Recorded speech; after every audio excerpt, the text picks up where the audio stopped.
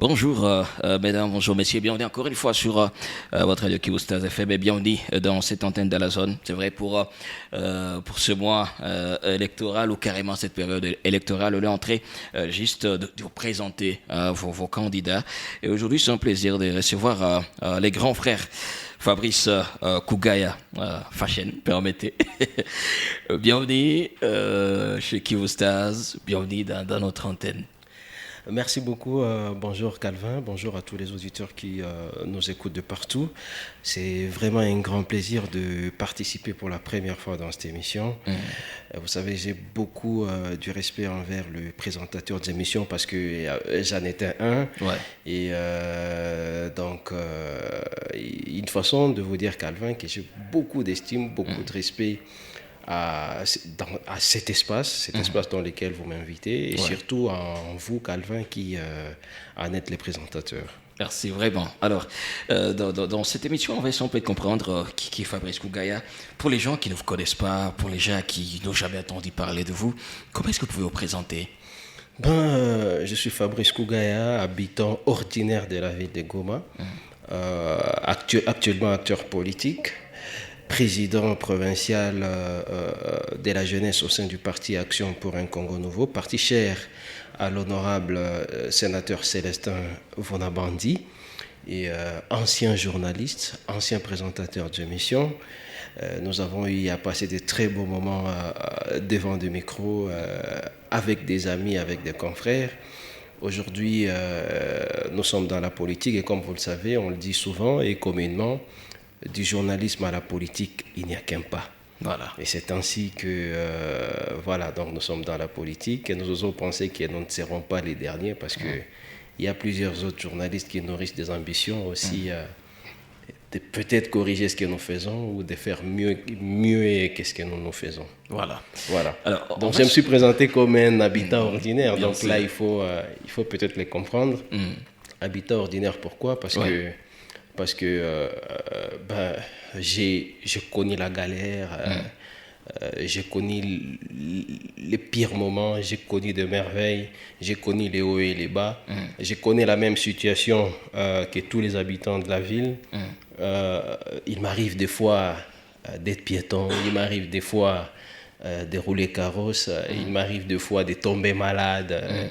Il m'arrive des fois de manquer à manger, il m'arrive des fois de manger, il m'arrive des fois d'être avec des amis. Donc je suis cet habitant normal vraiment et ordinaire de la ville de Goma. Je fais mes courses ordinairement et normalement. Très bien. Voilà. Alors, dans cette émission, on va essayer un peu de rentrer dans le passé et découvrir qui était en vrai Fabrice Kougaya dans le passé. Alors, nous avons sélectionné certaines images. Nous allons vous présenter certaines images. Et voilà, vous allez juste nous faire découvrir les histoires cachées derrière les images que nous allons juste vous présenter. Nous allons démarrer directement par cette première image qui est là même. Et vous rappelez quoi déjà cette image? Là, c'est en 2008 ou 2009. Voilà, donc je n'avais que 19 ans. Je n'avais que 19 ans et là, je revenais fraîchement de Kinshasa. C'était juste après Kinshasa. Là, je suis dans une maison d'une chambre et salon. C'est une maison d'un grand frère qui s'appelle Vianney. Et voilà, je m'étais dit que non, je ne pouvais pas quand même ne pas arriver à Goma sans pour autant dire bonjour à ses grands frères qui venaient fraîchement, d'ailleurs même de se marier. Voilà. En fait, cette bague et ces gourmettes me rappellent beaucoup de choses. Ah ouais. Quoi? Il vous rappelle quoi déjà? Parce que vous voyez, donc nous avons pris notre statut. C'est pour moi vraiment, je ne dirais pas difficile, mais je ne m'imagine pas un seul instant remettre ces pièces trop extravagantes avec moi. Moi, je les qualifie d'extravagantes. Voilà. À l'époque, qu'est-ce que faisait Fabrice à l'époque? Pendant ces temps, je venais de faire une année à l'université. Et là, je revenais de Kinshasa pour les soins. Et bon, voilà, donc j'étais étudiant. Voilà. Et, Et à l'époque, j'étais animateur, j'étais co-animateur Ouais. dans une émission une émission musicale, une émission de la chronique musicale. C'était avec Serge Ngourou, qui d'ailleurs m'avait reçu pour la première fois ici à Goma dans les cadres de présentation des émissions. Parce que j'avais débuté ma carrière, peut-être c'est une virgule, en 2006, c'était dans la ville de Beni, à la radio Mungano. À l'époque, j'étais en 6e année secondaire. Et il fallait, juste après, faire l'université. C'est ainsi que j'avais quitté Beni pour venir à Goma. Et la personne qui m'avait reçu pour la toute première fois dans son émission à Goma s'appelle Serge Ngourou. Voilà. On va continuer et peut-être passer à cette image. Toujours la même période. Mais cette image, ça me fait un peu rire là. Bon, mais là, c'est plutôt en 2000, je ne sais pas, 13 ou 14. Je vois derrière, c'est le rond-point. Ouais. Le fameux rond-point Tchoukoudou. Et là, je me rendais à Saint-Esprit, à l'église Saint-Esprit, dans une célébration eucharistique du chemin néo-catéchuménal. Donc, je me souviens que, voilà, donc c'était un samedi. C'était un samedi. Ouais. Et puis, bon, comme tout Gomatracien à l'époque, la place Rond-Point Tchoukoudou était trop choyée. Et bon, voilà, il fallait aussi que je puisse y passer pour immortaliser le petit instant et me faire une image à la place. Sinon, je suis fan du style. Sur cette place, effectivement. Vraiment, c'est fan de votre style. Mais on dirait un artiste musicien, là. Prenons cette image qui va peut-être nous plonger dans le monde des radios. Comment est-ce que Fabrice avait découvert le monde des radios? Cette passion était venue d'où? Inspirée par quelqu'un? Comme vous pouvez bien le voir sur l'image, c'était un 27 mai 2013. C'était à l'occasion de mon anniversaire parce que je suis né un certain 27 mai. Un certain 27 mai. Et voilà, donc j'étais dans une présentation à la radio, à l'époque, Radio-Télévision Graben, RTGB. Et la personne qui d'ailleurs m'avait shooté, c'est, si je me souviens bien, c'est Lucius Cornelius Silla, un confrère et un ami avec qui on a passé du très bon moment à la radio. Là, c'est dans le studio de la RTGB où j'ai présenté une très célèbre émission qui s'appelait Youpi Fashion. Voilà. Et d'ailleurs, cette émission avait tellement de fans que nous avons eu à créer un groupe, un club qui s'appelait le Fashion Club. C'était un club culturel. Un club qui avait organisé plusieurs événements, plusieurs sorties, et je suis vraiment fier de ces passés-là. Un club qui existe jusqu'à nos jours. Ça existe effectivement, parce que après moi, il y a eu plusieurs personnes qui ont eu à faire les relais. D'abord Justin Kabumba, d'abord Ivan Simoueraï. Ivan Simoueraï, juste après Ivan Simoueraï, c'était Justin Kabumba. Et après Justin Kabumba, je crois que c'est Jospin Kajibwami. Voilà. Et qui ont eu à très bien assurer la place, qui ont eu à bien s'imposer. Et j'ai vraiment été fier de leurs prestations. C'est là d'ailleurs d'ailleurs m'a toujours rendu fier de voir que nous sommes à mesure, nous avons à nos côtés des gens qui sont à mesure de faire de la relève, peut-être de faire mieux que nous. Des gens auprès de qui nous pouvons aller nous abreuver, nous ressourcer. Et j'ai vraiment été fier de toute l'innovation que les gens qui m'ont succédé ont eu à mettre là-dedans. Voilà. Très important. Alors, la question est de savoir comment est-ce que vous avez découvert le monde des radios. Il y a quelqu'un qui vous avait vraiment inspiré, qui vous avait montré le chemin ou... Bon, ouais, effectivement.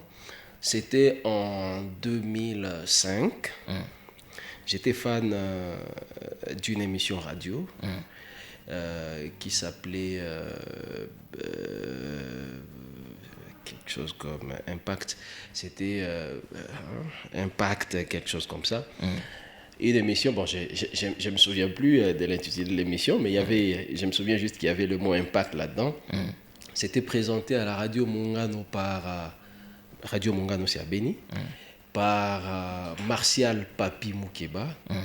C'était un monsieur très célèbre dans la zone parce qu'il présentait très bien ses émissions et carrément toute la classe juvénile était fan de ses émissions. Et je faisais partie des gens qui appréciaient ces garçons, le garçon de l'époque qui aujourd'hui est devenu papa. Et avec un ami, un collègue avec qui j'avais étudié la 2e année CO, aujourd'hui on parle de 8e. Alors, je m'étais dit, non, mais monsieur, je sais que tu connais les messieurs, tu connais Martial, est-ce que tu peux m'accompagner? Je vais aller les rencontrer et lui demander de voir comment m'introduire dans ce monde, dans le monde médiatique. C'est ainsi qu'on était parti rencontrer Martial. Et Martial, qui était plutôt réceptif, ça m'avait vraiment étonné, qui était très réceptif et qui m'avait demandé de revenir un jour. Il m'avait donné un rendez-vous. Je suis passé, il m'a présenté un certain Jean-Pi Moufounza. Jean-Pi Moufounza qui aujourd'hui est magistrat, qui a aussi laissé la carrière de journaliste, qui est dans la magistrature. Et c'est avec Jean-Pi Moufounza qu'on a commencé, que j'ai commencé mes premiers pas dans le monde médiatique. C'était dans une émission qui s'appelait Douceur automatique. On interprétait en français des musiques en lingala. Donc, les artistes musiciens, la rumba, c'est souvent en lingala. Et nous, on interprétait et les gens adoraient. Ouais. Et c'est ainsi que j'ai eu mes tout premiers pas dans le monde médiatique. Il fallait que Jean-Pi Moufounza quitte Béni pour venir étudier à Goma. Et du coup, on m'a laissé l'émission. Et d'ailleurs, au lieu des 30 minutes de présentation, on a eu à me confier une émission d'1 heure. Voilà. Et dans toutes mes présentations, les gens étaient convaincus que c'était de la masterclass. Et bon, voilà. Et un peu plus tard, j'ai intégré la rédaction. J'ai commencé à présenter des journaux radio. C'était effectivement sous la facilitation du directeur de l'époque de la radio Mungano, qui est, je crois, actuellement toujours directeur, Jacques Ikoni Kokonyange. Et après, il me fallait maintenant venir étudier. Bon, à Béni, moi je suis né à Goma en fait. Je suis né à Goma, je me suis retrouvé à Béni dans des circonstances peut-être que je ne pourrais pas partager avec vous ici, mais c'était des circonstances très douloureuses. Donc j'étais à Béni comme un exilé. Comme un exilé qui fouillait pour sa sécurité, moi et toute ma famille.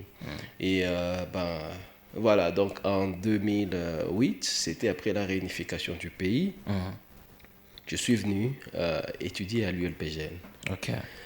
Et bon voilà, donc en 2008 déjà, je me suis rencontré avec Serge Ngourou, qui aussi est un garçon venu de la ville de Béni, avec qui nous avons eu à conjuguer ensemble pour mes premiers pas dans le journalisme ici à Goma. Jusqu'à devenir même... Et puis après, je suis allé à la RTGB, j'avais été appelé dans plusieurs chaînes des radios et des télévisions, et momentanément, une semaine, je suis passé par Michapi Voice TV comme chroniqueur sportif, aussi comme journaliste reporter. Et juste après, j'ai été le tout premier directeur de la radio Blessing FM, une radio que j'ai eu à monter personnellement. J'ai monté la stratégie, j'ai monté la ligne éditoriale, et aujourd'hui je peux dire que c'est une radio qui est debout, et les personnes avec lesquelles j'ai eu à travailler à la Radio Blessing FM peuvent porter des témoignages positifs sur ma gestion. Voilà. En tout cas, à l'époque, nous avons eu à partager des jolis moments ensemble avec tous les personnels et j'ai eu à faire un très bon directeur, j'ose le croire. Voilà. Là, nous sommes en 2018, j'espère bien. Effectivement, oui. Voilà. Alors, là, tu as décidé... Chevelu. Décidé déjà d'embrasser le monde politique. Comme je vous le disais, donc du journalisme à la politique, il n'y a qu'un pas. Là, je suis maintenant dans le PPRD. Le PPRD de Joseph Kabila. Et là, je me porte candidat, député provincial dans la circonscription électorale de Massissi, du territoire de Massissi. Et j'étais parmi les jeunes candidats, les plus jeunes en tout cas. Et nombreux sont ceux-là qui ne me donnaient pas la chance de pouvoir faire face à des candidats qu'on considérait des baobas. Mais je vous assure que j'ai eu à réaliser un score soviétique. Mais malheureusement, la réputation du parti à l'époque ne me permettait pas ne nous avait pas permis en tout cas de gagner des sièges parce qu'on n'avait pas atteint ce qu'on appelle le seuil électoral. Voilà. Donc j'ai eu d'ailleurs pour votre information, j'étais dans un parti mosaïque du PPRD qui s'appelait PPPD et j'étais, si vous prenez la liste de tous les candidats députés provinciaux alignés sur la liste du PPPD au Nord Kivu, j'ai dit bien au Nord Kivu, j'ai été le premier. Il n'y a aucun autre candidat qui a su réaliser mon score. Okay. Mais malheureusement, j'ai eu à réaliser ce que j'avais réalisé. Et après, moi, il y avait des gens qui avaient des 26 voix, des 50 voix, tout ça. Et en le mettant ensemble, il n'y avait pas moyen d'atteindre le seuil. Voilà. Donc, c'était un très bon début. Juste après, d'ailleurs, le PPRD a fait de moi son porte-parole urbain. En ville de Goma.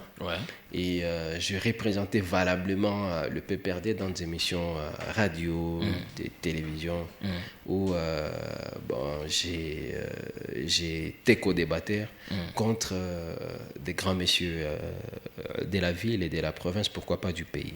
Et à un certain moment, vous êtes venu alors dire que vous n'êtes plus du PPRD. Qu'est-ce qui s'était passé, si on peut comprendre quelque chose? Juste après 2018, vous savez, il y a eu un gagnant à la présidence de la République, donc à la présidentielle, et c'était le président Félix Antoine Tshisekedi. Et nous qui battions à l'époque campagne de notre candidat Emmanuel Ramazani Shadari, nous nous sommes dit, quand même, nous avons rendu fier notre parti. Il nous faut toutefois des dividendes politiques. Parce que nous faisons aussi la politique d'abord pour les intérêts ou pour les biens collectifs, pour les intérêts du peuple.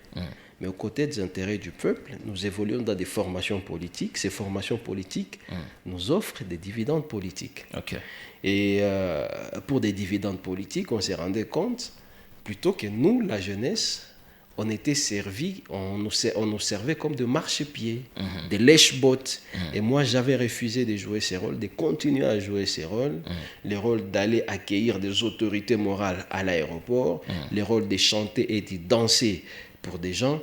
Et moi, j'avais dit « niet ». J'étais arrivé à Kinshasa à plusieurs reprises. J'ai demandé à rencontrer Emmanuel Ramazani Shadari, qui est secrétaire permanent du PPRD, mais malheureusement, il n'y avait pas d'accès. J'ai eu à lui adresser une note, une lettre, mais il n'y avait pas de réponse. À plusieurs reprises, j'ai eu à chercher à rencontrer des grands messieurs, les soi-disant grands messieurs du parti, mais qui ne voulaient pas aussi nous recevoir. Et moi, je me suis dit, mais je suis dans quoi? Je suis dans un truc où on ne fait que se servir de moi. Je suis dans un truc où on ne fait que se moquer de moi. Et moi, je me suis dit, ben non, il faut que je prenne de l'envol. Voilà. Il faut que je laisse ces gens se servir des autres.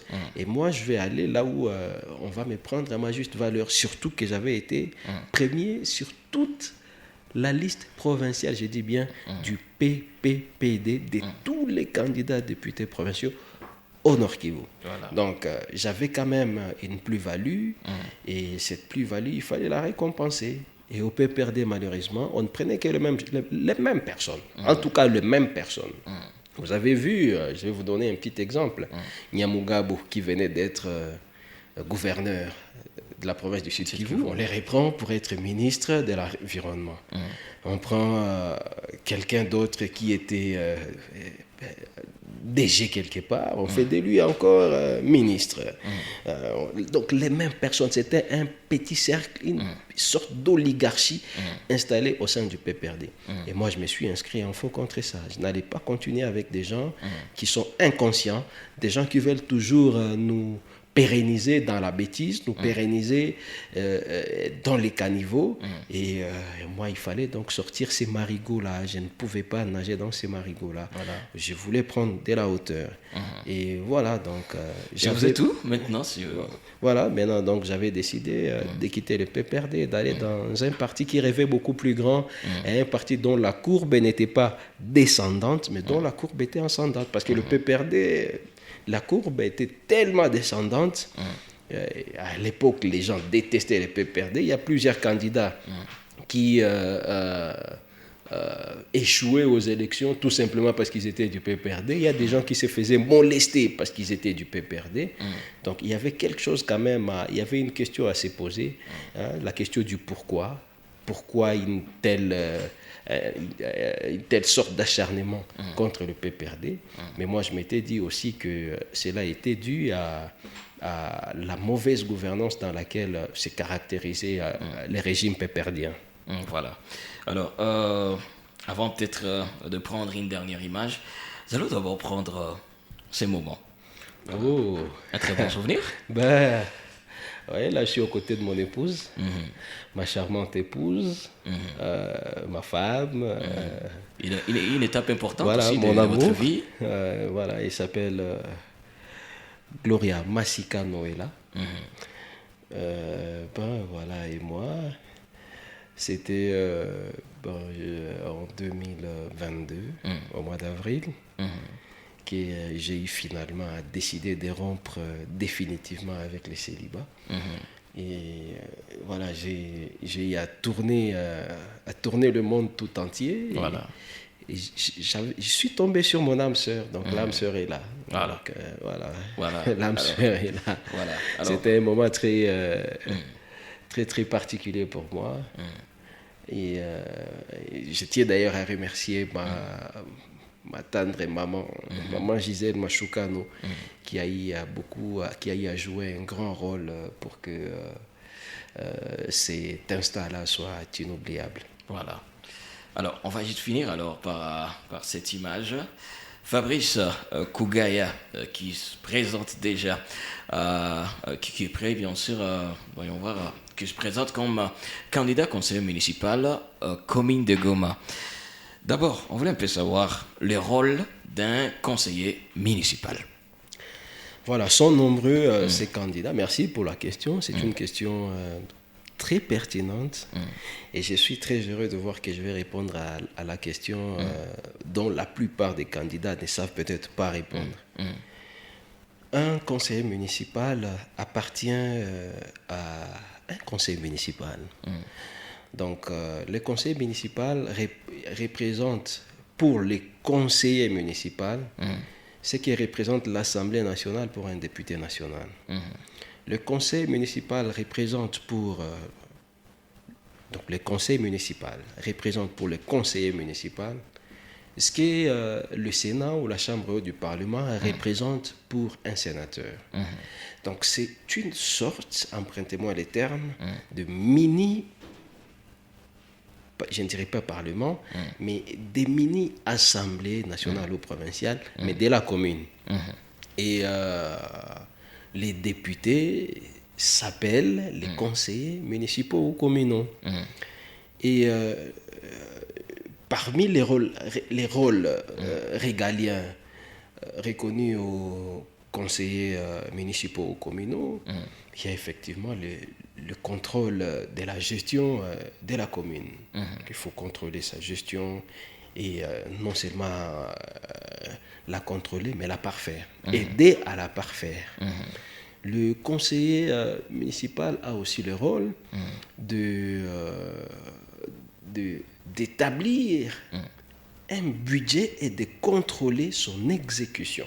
Donc désormais, dans nos communes, il y aura un contrôle strict parce qu'il y aura un budget qui sera défini. De nos jours, nous ne savons même pas combien d'argent récolte la commune et où va cet argent. Si je vous posais la question aujourd'hui, cher Calvin, depuis que nous payons des taxes de la commune, ça se paye dans des restaurants, dans les banques les payent, les hôtels, j'ai parlé de banques, hôtels, restaurants, les salles de spectacle, les boucheries, le marché public. Donc, toutes ces entités, empruntez-moi le mot, payent des taxes à la commune. Mais où va cet argent? Désormais, il n'y aura plus de blagues parce qu'il y aura il y aura un conseil municipal, il y aura des conseillers qui vont devoir suivre la question, qui vont devoir définir des priorités, qui vont définir des projets et qui seront là pour voir si ces projets ont été exécutés. Et parmi comment je dirais, les compétences du conseil, il y a la salubrité. Il ne faudrait pas qu'on ait des communes sales. Des fois j'ai honte de voir que certains caniveaux sont jonchés de détritus après la pluie ou avant la pluie. Donc c'est très honteux pour une belle ville comme Goma. Des fois, je me sens démembré quand je vois des enfants de la rue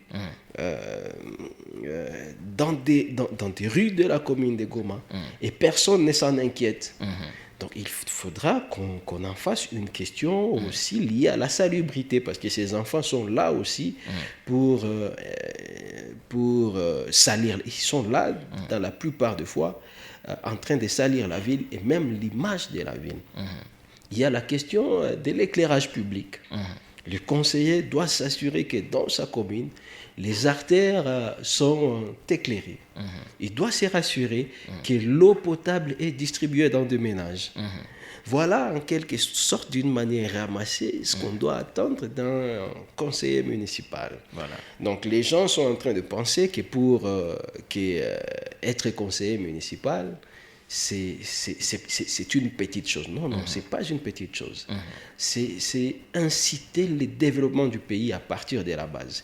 Et moi, je suis de ces acteurs qui pensent que c'est possible de booster le développement de ces pays à partir de la base. Et je suis pris pour ces sacerdoces. Moi, je prends en fait les services publics comme un sacerdoce. Je me présente comme étant les candidats du sacerdoce et de la rénovation. Pourquoi du sacerdoce? Parce que je me dis que les services publics doivent être considérés comme les services dans une église, sans rémunération. On doit plutôt viser le bien-être collectif, en lieu et place de son bien-être, de son intérêt. Visons l'intérêt collectif, l'intérêt général. C'est ça le sacerdoce. Et moi, je pense que je suis prêt pour le sacerdoce. Je ne suis pas prêt à faire du business dans la politique, parce que beaucoup sont ceux-là qui pensent venir faire du business dans la politique et qui se disent, comme les députés nationaux gagnent 21 000 $, bon, je serai aussi de ceux-là qui gagneront 21 000 $, comme les provinciaux ont je ne sais pas moi combien, je serai de ceux-là qui gagneront c'est combien, et voilà, il y a une occasion, des municipaux, tout ça, je serai là pour gagner. Non, ce n'est pas de cette façon que nous devons voir les choses. Et moi, je me suis dit que je suis prêt à mettre en contribution ma petite intelligence pour le bien-être du collectif. Ça, c'est du point de vue sacerdoce. Du point de vue rénovation, ce sont mes deux thèmes de campagne. Sacerdoce et rénovation. Alors, sur ce qui est de la rénovation, on s'est dit, durant très longtemps, nous avons connu des vieillards, tout ça, dans nos communes, des gens qui portent des grosses montures, des lunettes, et qui sont là, et voilà, donc nos communes sont restées très loin derrière les autres communes du monde. Et on a honte même d'aller dans une commune, vous y trouvez des grosses machines à écrire, des anciennes machines à écrire, et vous y trouvez des personnes qui ne savent même pas faire l'informatique, qui sont obligées pour un petit document de faire recours dans des secrétariats. Et nous, on s'est dit que non, nous devons rénover les choses. Nous devons être à la page. Nous devons faire de sorte que nous soyons modernes. Et c'est possible de le faire. C'est possible si aujourd'hui nous acceptons d'intégrer dans la gestion de nos communes une nouvelle génération porteuse des idées et des valeurs pour cette République. Et je fais partie de cette génération qui pense que c'est possible aujourd'hui de faire des choses autrement. C'est possible d'avoir une commune de Goma rénovée. Je suis prêt pour le sacerdoce. Voilà. Alors, est-ce que vous pouvez nous donner les 3 bonnes raisons qui vont faire à ce que les gens vous fassent confiance? D'abord, c'est très simple, parce que j'ai un passé pas sombre. Je n'ai jamais appartenu à un mouvement rebelle. Je n'ai jamais été enregistré comme fichier S, entre guillemets. Donc, je n'ai jamais fait la prison. Je n'ai jamais été appelé devant la barre parce que j'avais été soupçonné. Donc, j'ai des mains toutes blanches. Ça, c'est d'un un. Donc, et pour être comme moi, comme je viens de le dire, il faut faire preuve d'une certaine éthique. Il faut, en fait, aussi développer un caractère d'exemplarité. Et je pense que j'ai, à plusieurs reprises, été exemplaire dans mon comportement qui a toujours été irréprochable. Je n'ai jamais volé. Je n'ai jamais insulté et j'ai toujours été modeste. Comme je l'ai dit au début, je suis un citoyen ordinaire. Donc, je connais des fois la galère comme tout le monde. Je connais les problèmes de Goma. Je mange de la nourriture que la plupart de ceux-là qui vivent à Goma mangent. Je connais les mêmes problèmes. Quand il y a un problème d'insalubrité, ça me touche aussi. Je suis piéton. Je monte dans des transports en commun. Je monte sur des motos pour me déplacer. Ça arrive. Donc, je suis de ceux-là qui connaissent le problème de Goma. Ceux-là qui connaissent les problèmes de Goma, mais qui n'ont jamais été le problème de Goma. Voilà, ça c'est de un. De deux, c'est parce que je pense détenir une petite contribution, je pense détenir une petite intelligence pouvant aider à mener notre commune, notre province, notre pays de l'avant. Nous sommes porteurs d'une autre vision. Nous sommes porteurs d'autres valeurs. Nous sommes la nouvelle génération. Nous savons ce qui se passe à l'extérieur. Nous avons déjà voyagé dans des pays étrangers. Et nous voyons ce qui se passe dans des pays étrangers. Et nous sommes bluffés. Bluffés par ce qui s'est fait à l'étranger. Mais quand nous arrivons ici chez nous, en tout cas, il faut dire que le premier sentiment, c'est la honte. Et nous devons faire partie de ceux-là qui vont ôter cette honte, cette robe de honte à notre pays. Donc, cette intelligence que nous allons mettre au service du bien collectif, l'intelligence est là. Ça, c'est des deux. Voilà. Et 3 pour finir. 3 pour finir. Je dirais que nous sommes dans la politique depuis un bon moment. Nous savons c'est quoi la politique au Congo. Nous savons là où ça marche bien, là où ça ne marche pas bien. Nous savons comment corriger. Nous avons eu à tisser des contacts à gauche et à droite. Donc nous n'aurons pas en tout cas des difficultés pour commencer. Et surtout aussi que, comme je l'ai dit dans le deuxième point, nous portons des valeurs, nous portons une vision, nous avons un programme et on sera trop regardant, on ne sera pas complaisant.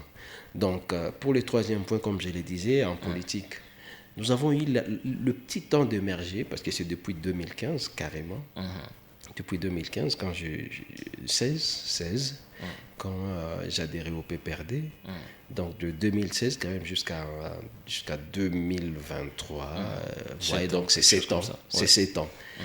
Donc je pense que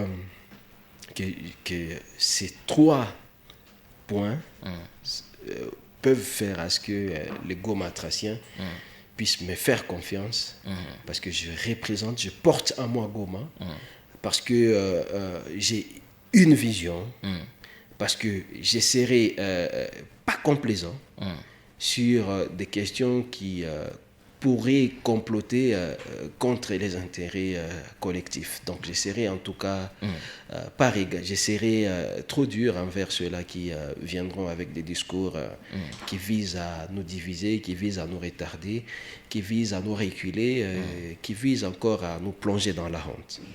Alors, vous allez vous adresser directement aux Gomatraciens. Vous allez lancer un message particulier aux Gomatraciens de la commune de Goma et leur donner aussi votre numéro. Chers Gomatraciens, chers habitants de la commune de Goma, chers électeurs, vous qui avez accepté à travers le geste patriotique de prendre vos cartes dans la commune de Goma et tout comme un peu partout, le moment est arrivé. Le moment de la rénovation est arrivé. Je suis prêt pour le sacerdoce, je suis prêt à vous servir. Donnez-moi la chance de faire partie de ceux-là qui composeront le conseil municipal. Je suis prêt à vous représenter comme il est faut. Peut-être même jusqu'au sacrifice suprême, comme le diraient certains. Et moi, votre candidat conseiller municipal Fabrice Kougaya, numéro 149, je promets que je ne serai pas complaisant contre les antivaleurs, contre toutes ces personnes qui chercheront à nous diviser, contre toutes ces personnes qui chercheront à nous reculer. Je me battrai de toutes mes forces pour que la commune de Goma rayonne, pour que la salubrité règne, pour qu'il y ait de l'eau, la desserte de l'eau potable. C'est l'une de nos prérogatives au conseil municipal. Nous ferons de sorte que dans la commune de Goma, qu'il y ait de l'éclairage public. C'est possible. Et nous ferons de sorte que la gouvernance politique tienne compte de la redevabilité. Donc toutes les taxes que vous payerez, désormais vous saurez à quoi ça sert. Et nous sommes prêts pour cet exercice. Et pour ça, je vous appelle à voter utile, à voter de manière judicieuse, voter pour Fabrice Kougaya, le candidat numéro 149 dans la commune de Goma. Merci. Et voilà, quel plaisir déjà de partager ces petits moments avec vous. Alors, peut-être pour finir, on a prévu un petit cadeau vite fait. Voilà, ça a toujours été le cadeau de cette émission. Et voilà, notre ami s'appelle Mandé Bob, c'est un artiste dessinateur, on vient de passer 38 minutes ensemble. Il était en train de faire quelque chose. Ah bon? Je ne sais pas si vous êtes prêts à voir ce qui vous... Je pensais que c'était l'un des présentateurs, c'était un assistant présentateur. Oh waouh, c'est... Et voilà, c'est vraiment un dessin vite fait. En tout cas, ben oui, c'est moi. C'est en tout cas moi. Hein? Je ne sais pas si... je suis très remarquable sur la photo. Bien sûr, bien sûr. Non, en tout cas, je vais soigneusement garder cette photo. Je pourrais la poster partout, sur toutes les plateformes là où j'ai accès, sur Facebook, WhatsApp, Instagram, un peu partout. Je vais montrer cette photo à mon épouse. Ouais. Je vais dire que c'est un cadeau de Mandé Bob. Mandé Bob, ouais, bien sûr. C'est vraiment un dessin vite fait que j'ai eu dans 38 minutes. Émission. Voilà, bon, je ne sais pas en tout cas quoi dire. Ben, voilà, donc les mots me manquent. Voilà. Les mots me manquent en tout cas. Sinon, merci beaucoup, surtout d'avoir accepté notre invitation. À moi de vous dire merci. C'est l'une des grandes émissions, en tout cas de la région. Et bon, voilà, j'ai toujours adoré le style de présentation dans cette émission, toute l'innovation dans cette émission. Et bon, j'aimerais encore revenir un jour dans cette émission. Bien sûr. Peut-être avant d'être le vrai conseiller municipal.